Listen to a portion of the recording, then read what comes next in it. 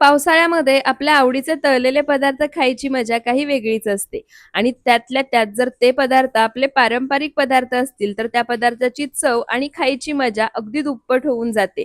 त्यातलाच एक पारंपरिक पदार्थ आज आपण बनवतोय, ते म्हणजे गव्हाच्या पिठाचे गुलगुले. आता याला तुमच्याकडे काय म्हणतात ते सर्वात आधी कमेंटमध्ये नक्की सांगा.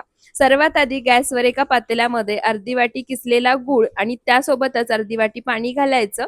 गॅस चालू करायचा, गूळ एकाच डायरेक्शनमध्ये फिरवत पाण्यामध्ये वितळवून घ्यायचा. त्यानंतर गॅस लगेच बंद करायचा, तयार पाणी थंड करून घ्यायचं. एका बाउलमध्ये 1 वाटी गव्हाचं पीठ, 1 चमचा बडीशेप, अर्धा चमचा वेलची पूड घालायची, मिक्स करायचं. तयार केलेलं गुळाचं पाणी घालायचं. एकाच डायरेक्शनमध्ये फिरवत छान असं बॅटर तयार करायचं.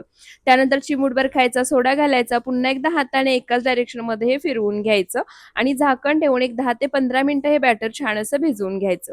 बॅटर 10 ते 15 मिनिटं भिजवून घेतलं आहे. सोबतच गॅसवर कढईमध्ये मी तेलसुद्धा गरम करायला ठेवलं होतं.